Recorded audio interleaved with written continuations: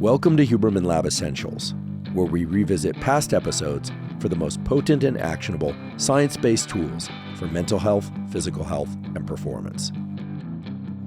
I'm Andrew Huberman, and I'm a professor of neurobiology and ophthalmology at Stanford School of Medicine. I decided that we would hold office hours. Office hours in the university setting are when students come to the professor's office, or you meet outdoors on campus or in the classroom to review the material and questions from lecture in more detail. Now, unfortunately, we don't have the opportunity to meet face-to-face in real life, but nonetheless, you've been sending your questions, putting them in the comments section on YouTube, etc., and I've prepared a number of answers to the questions that have shown up most frequently.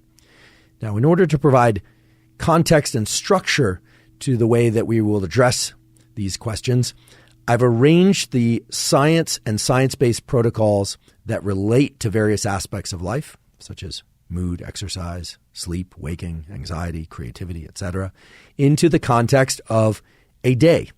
Selecting the unit of a day in order to deliver this science information and protocols is not a haphazard decision on my part. It's actually the case that every cell in our body, every organ in our body, and our brain is modulated or changes across the 24-hour day in a very regular and predictable rhythm. And so selecting the unit of the day is not just a practical one, but it's one that's related to our deeper biology. So let's talk about how to apply quality peer-reviewed science to your day and how to optimize everything from sleep to learning, creativity, meal timing, etc. I'm going to do this in the context of my day and what I typically do. I tend to wake up sometime around 6 a.m., 6:30. The first thing I do after I wake up is I take the pen that's on my nightstand and the pad of paper on my nightstand, and I write down the time in which I woke up. The reason for writing down what time I wake up is because I want to know what's called my temperature minimum. I don't care what my actual temperature is. I care when my lowest temperature is, and I know that that lowest temperature is approximately 2 hours before my average wake-up time. The second thing I do after I wake up is to get into forward ambulation, which is just nerd speak for taking a walk.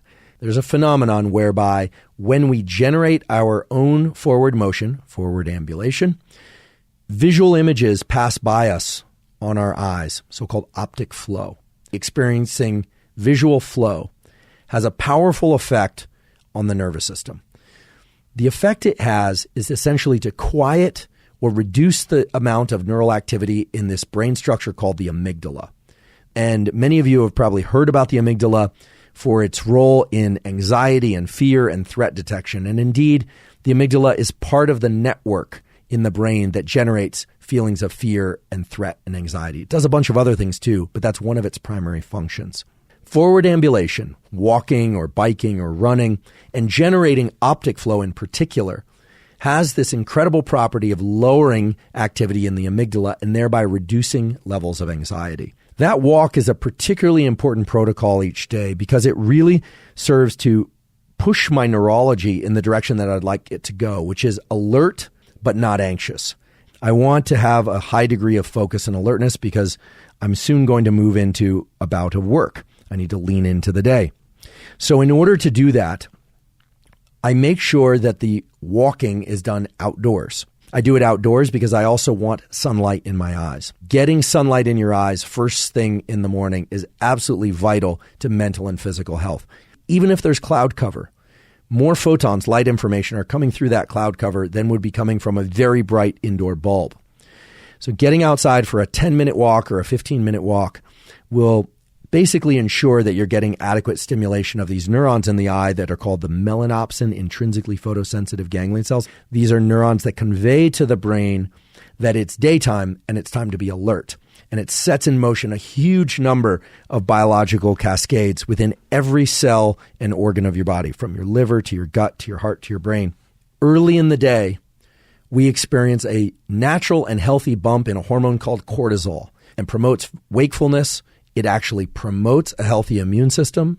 It's very important that that pulse of cortisol arrive early in the day.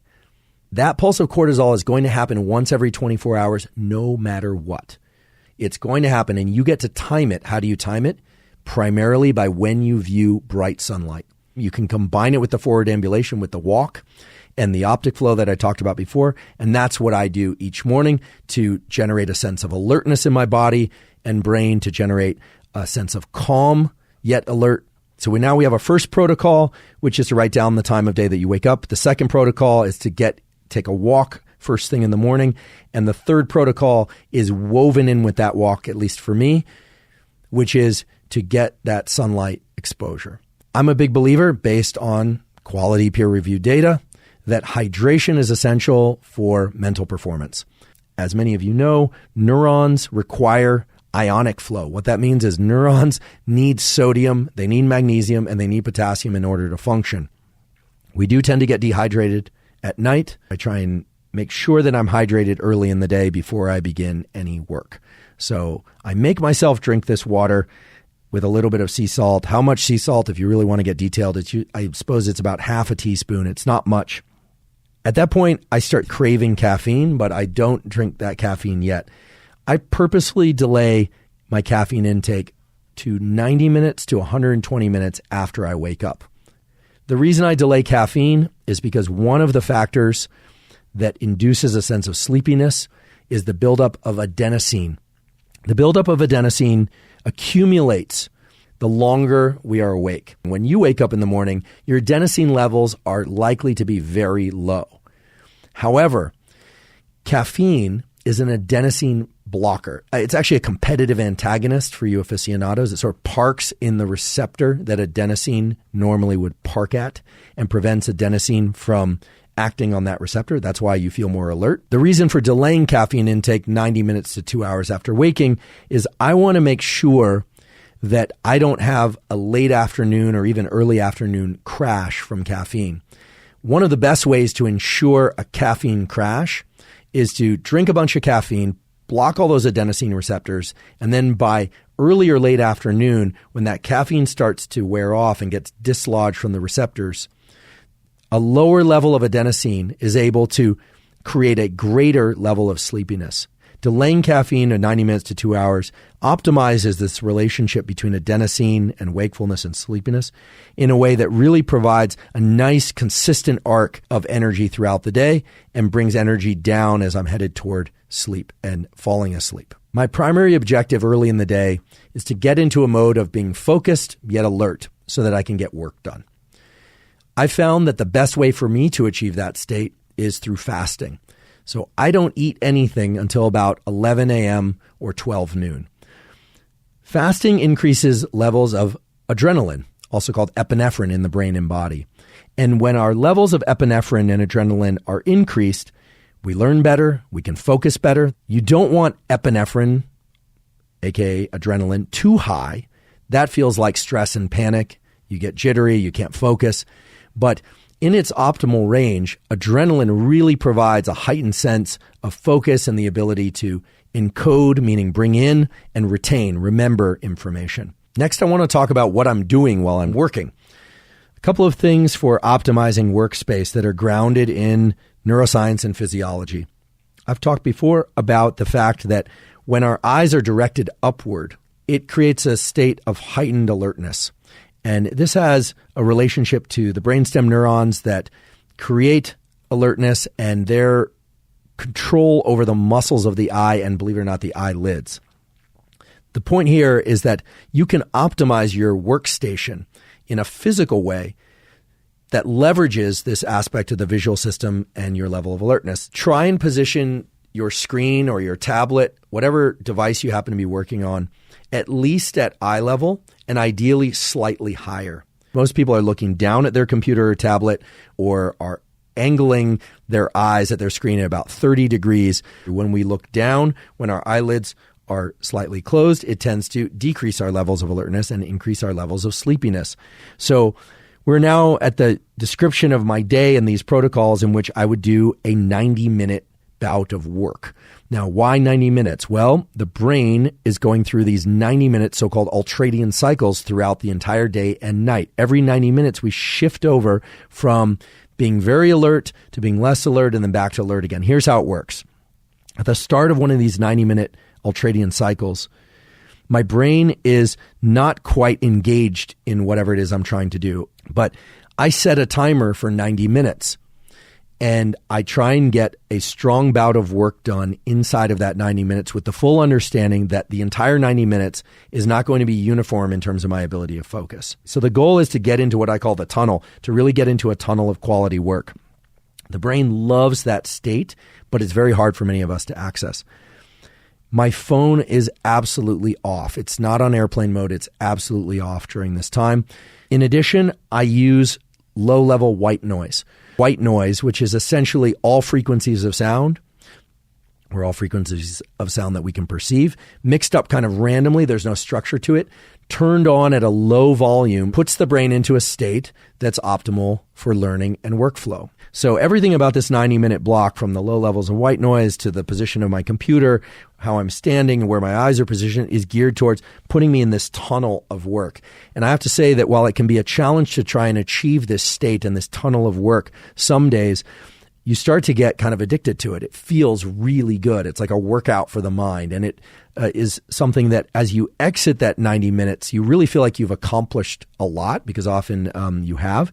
And it just feels deeply satisfying. And I'm convinced that that's because of the release of neuromodulators like dopamine and the norepinephrine that's circulating in your system. And I want to be clear that I'm not perfect about this 90 minutes. Occasionally I get drawn away, but I really try and achieve this most, if not every day that I'm alive, because for me, that work session is kind of holy. There's a powerful way in which you can place the timing of this 90-minute work bout in an optimal way. You have access to a very important piece of data that dictates when this bout should start, more or less, and when it should end. That piece of data is your temperature minimum.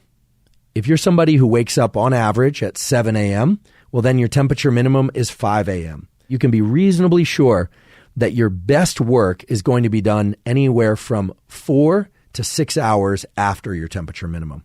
How do I know this? How do I know this relationship between temperature minimum and focus cognition? Well, temperature minimum defines the trough, the nadir, as they say, of your temperature across the 24-hour cycle. And immediately after that, your temperature will start to rise. That temperature rise is actually what triggers the initial cortisol release that you experience and wakes you up further. And then, of course, that sunlight that you're getting is going to further enhance that healthy release of cortisol. That cortisol will then provide fuel, if you will, for that increase in temperature. And your body will continue to increase in temperature throughout the day toward the afternoon.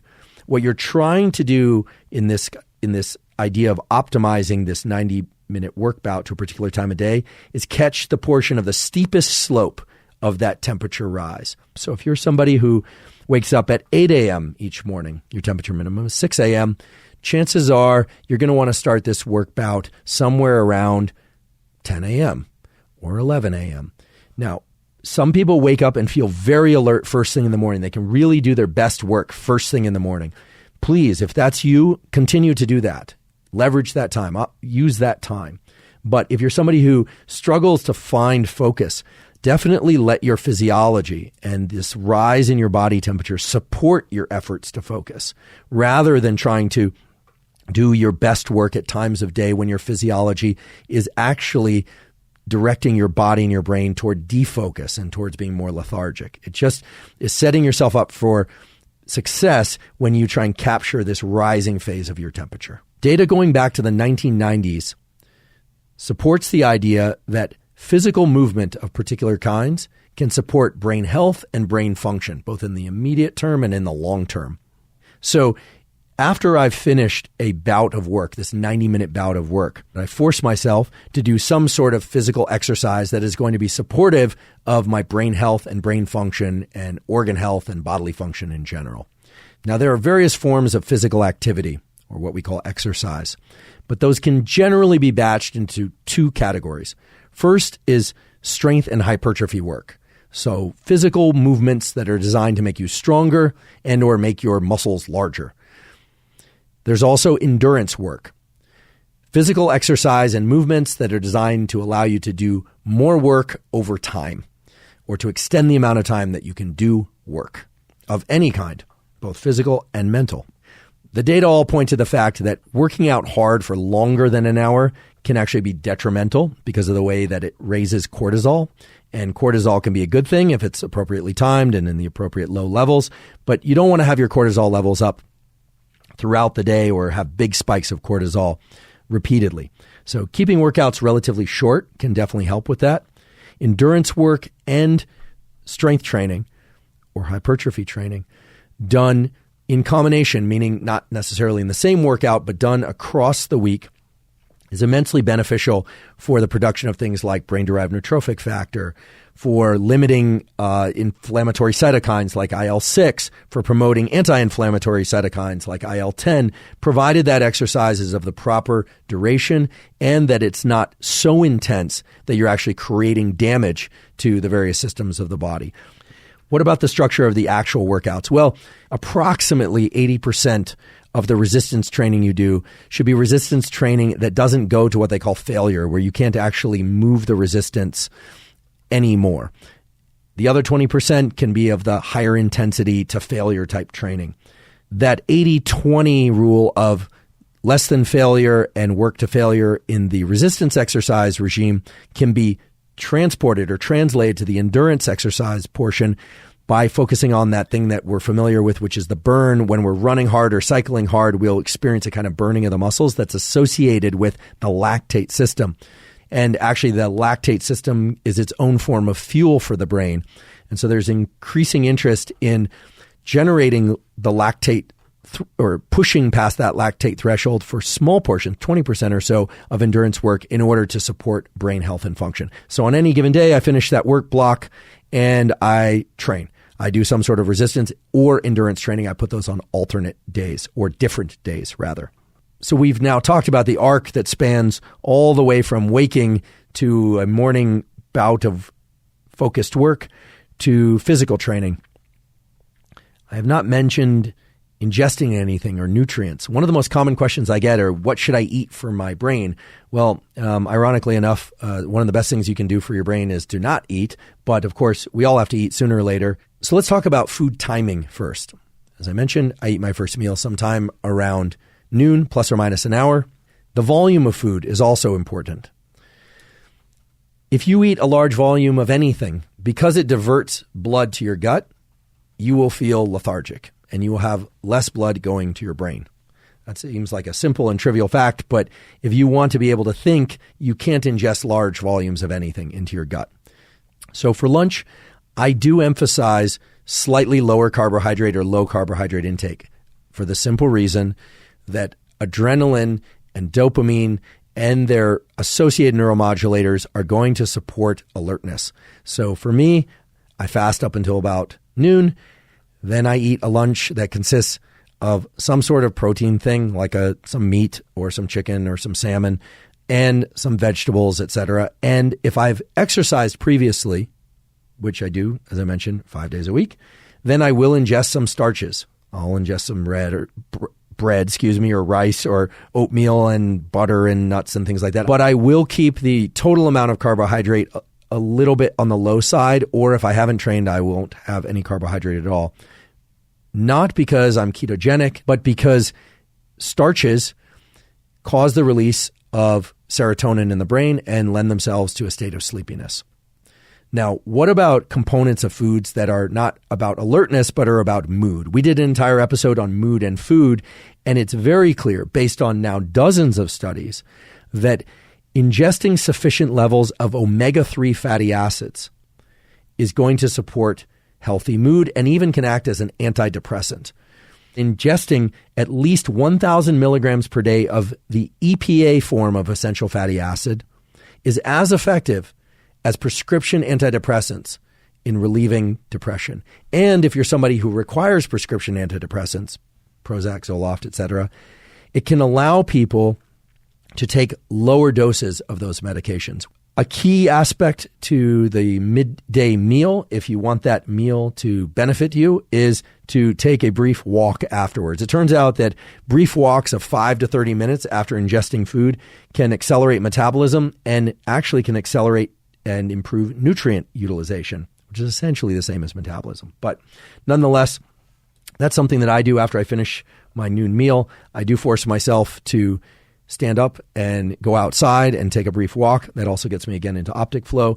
It also has another benefit, which is that I am giving my brain and thereby my body more information about light and time of day, which is always better than less information about light and time of day.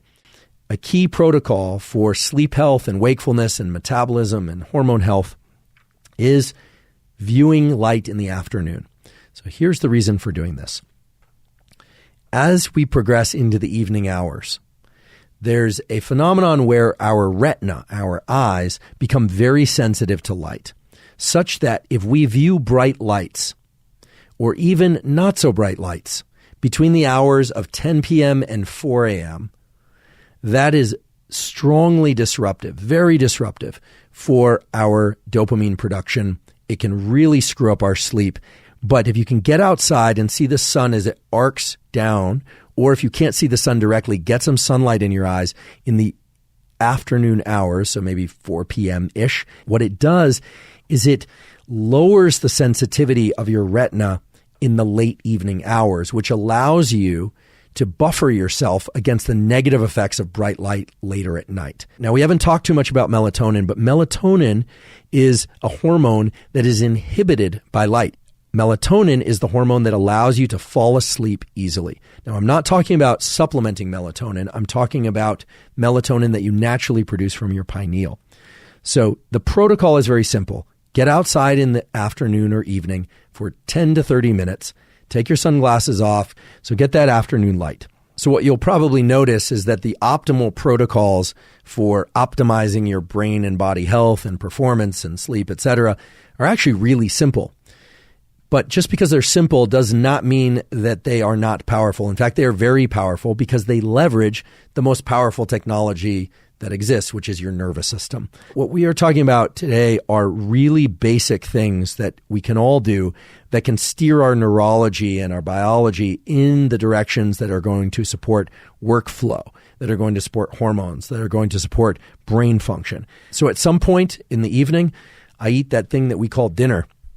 And while it feels sort of strange to talk about my dinner, the reason I want to talk about my dinner and what I eat for dinner is that for me, dinner, of course, is about eating, but also about optimizing the transition to sleep. So my dinner generally is comprised of things that are going to support rest and deep sleep. And that means starchy carbohydrates.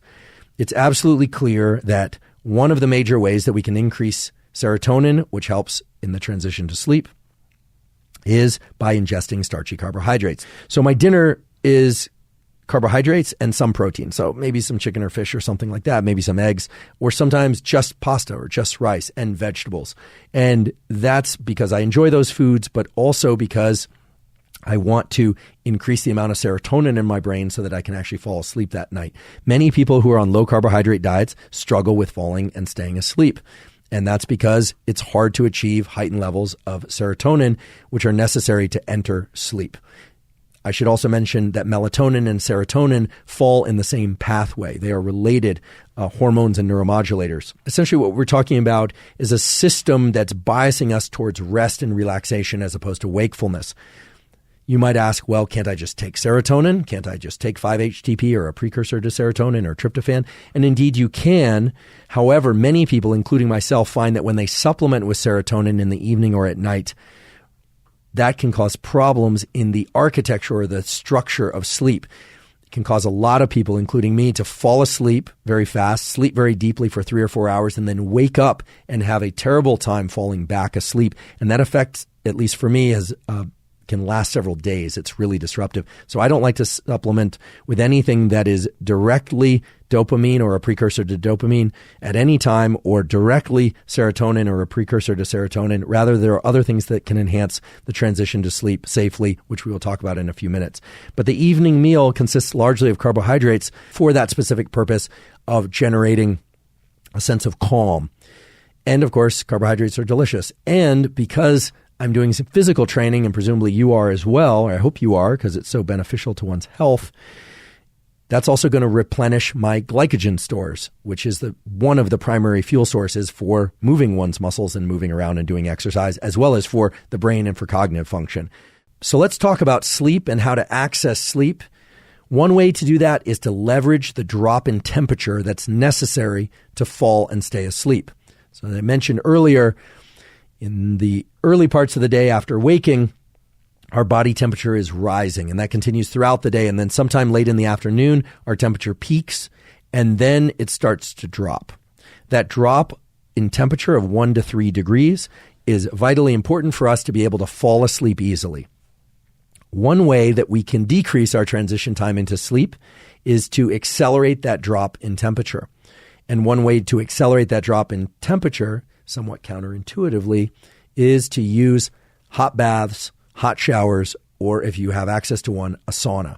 Now, this is counterintuitive, but actually, if you are to get into a sauna or a hot shower or a hot bath and then get out, your body is going to engage particular mechanisms for cooling itself off that are going to allow you to drop your temperature more quickly and fall asleep more easily. It is absolutely true that keeping the room very dark is beneficial. The other thing is keeping the room cool. The reason keeping the room cool is useful for getting into and staying asleep is that throughout the night, there are phases of sleep where you are paralyzed, so-called REM sleep. That's a healthy paralysis, presumably so you can't act out your dreams. But there are portions of the night where you can move. And one of the more important movements that you do in the middle of the night is put your hand out or your foot out, or you take your face out from under the covers as a means to cool yourself. You're actually allowing cooling of the body through what are called AVAs. Arteriovenous astomoses is the technical name, that are in the palms, the upper half of the face, and the bottoms of the feet. Now, there are things that one can take to enhance the transition to sleep. 3 compounds that can be very beneficial for aiding the transition to sleep, and for which there are wide safety margins, although please do check with your physician before taking anything, are specific forms of magnesium, something called apigenin and theanine. Magnesium comes in many forms. Magnesium threonate, that's threonate, threonate, and magnesium biglycinate have transporters that allow them to cross the blood-brain barrier more readily than other forms of magnesium. And there within the brain, they promote the release of a neurotransmitter called GABA, which is an inhibitory neurotransmitter which shuts off the forebrain to some extent. It doesn't shut off completely, but it essentially shuts down thinking, rumination, planning, and what we call executive function. So for many people, taking 300 to 400 milligrams of magnesium biglycinate or magnesium threonate 30 to 60 minutes before sleep can aid them in falling asleep. When coupled with apigenin and theanine, provide a sort of synergy or a sleep cocktail that seems to be very effective in aiding the transition to sleep. So apigenin is the substance that's found in chamomile, and 50 milligrams of apigenin taken 30 minutes before sleep can act as another way to shut off the forebrain and reduce rumination, reduce anxiety, and allow people to fall and stay asleep. And then the third compound is theanine, Theanine. Theanine is a compound that can also increase GABA, but also increases activation of something called chloride channels. Chloride channels are another way in which neurons lower their levels of activity. So magnesium threonate or biglycinate, apigenin, and theanine in combination can be very effective for aiding the transition to sleep. Now, what if you wake up in the middle of the night? This is a very common occurrence. And there are 2 general themes around waking up in the middle of the night that one can use tools to counteract. The first theme is if you're somebody who is tired in the evenings and you're kind of pushing yourself to stay awake.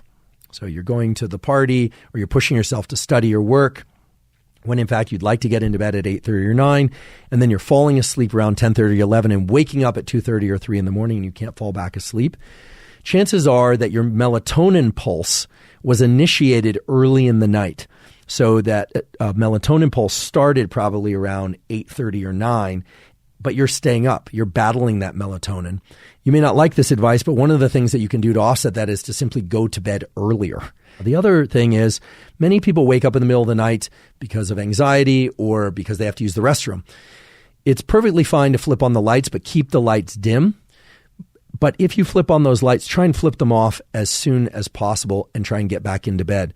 So now we've essentially traveled around the clock, so to speak, from the time where one wakes up until the time They get to sleep, maybe wake up, get back to sleep, etc. I want to emphasize that although people's schedules vary, most people are doing more than 1 or 2 work bouts per day. And indeed, I'm doing more than 1 or 2 work bouts per day. I really emphasize that morning 90-minute work block because I think most people would agree that there's a portion of each day in which we need to do the hardest thing or the most important thing or the thing that demands the most of our cognitive self. I position that early in the day, and I position everything around that in order to ensure that it happens and that it happens with the highest degree of efficiency, even though that morning 90-minute work block is so vital. Of course, there's a second work block. So combined, that's just 3 hours of focused work, which may not seem like a lot. But if you were to dissect your day and kind of look at the arc and structure of your day, I'd be willing to bet that if we added up the total period of time in which you were in deep work, really focused, dedicated work, that it would probably amount to about 3 or 4 hours. And of course, throughout the day, there are other things happening outside of those 90-minute work blocks. I'm checking my text messages, I'm checking my email, I'm responding to various demands, I'm working and tending to life. So while I've carved some boundaries or delineated some boundaries around those work blocks, and I'm certain that if you do too, you will benefit from them, of course, please adapt and modify what I've described today in ways that best serve you and your schedule. What I've tried to do is provide you scientific support, specific protocols and regimens, because people are always asking me for more specificity and detail, and an example of one way, just one way, in which these various tools and protocols that are grounded in science could be leveraged in one's own life. And last but not least, thank you for your interest in science.